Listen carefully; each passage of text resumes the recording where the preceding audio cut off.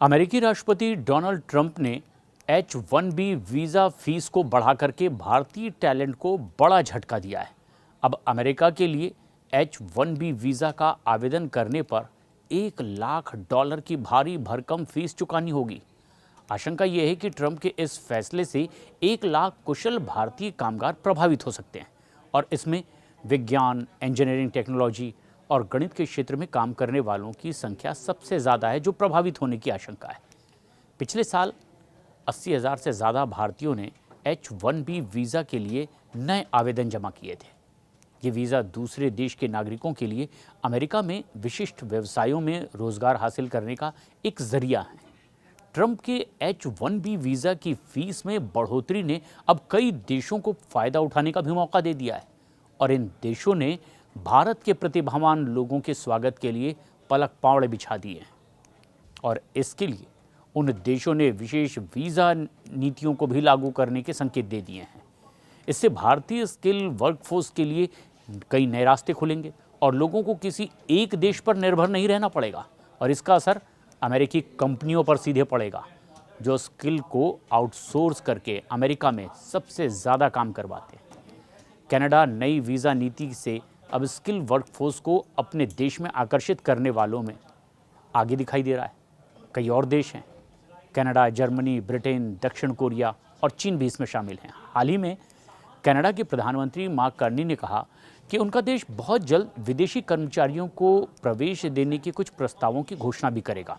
उन्होंने कहा कि अमेरिका में उतने H-1B वीज़ा धारकों को वीज़ा नहीं मिलेगा और ये लोग कुशल हैं और यहाँ कनाडा के लिए एक बड़ा अवसर भी है और हम जल्द ही इस पर एक प्रस्ताव लाने वाले हैं। The British prime minister Keir Starmer भी कुशल विदेशी कामगारों के लिए वीज़ा शुल्क ख़त्म करने के प्रस्तावों पर विचार कर रहे हैं।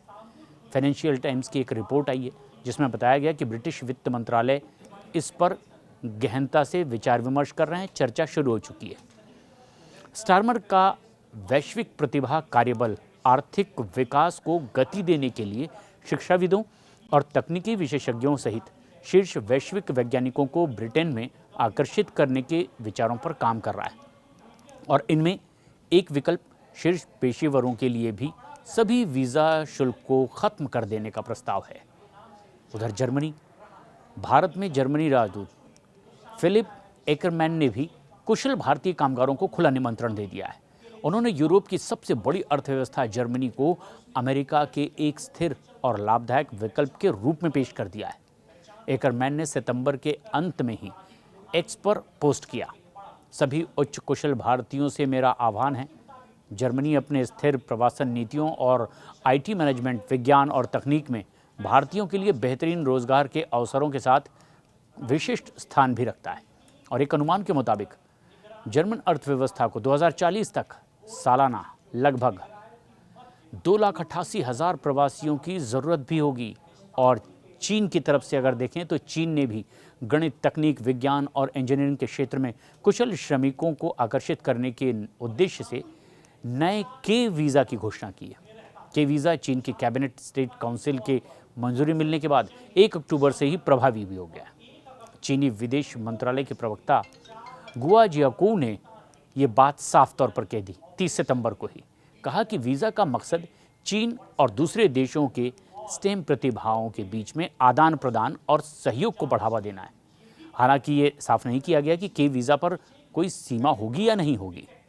लेकिन उधर दक्षिण कोरिया, इसने भी अपने मंत्रालयों को वैज्ञानिकों और इंजीनियरों को आकर्षित करने के लिए अमेरिकी वीज़ा फीस में बढ़ोतरी का लाभ उठाने के तरीके खोजने के अब सीधे डायरेक्शन दे दिए हैं।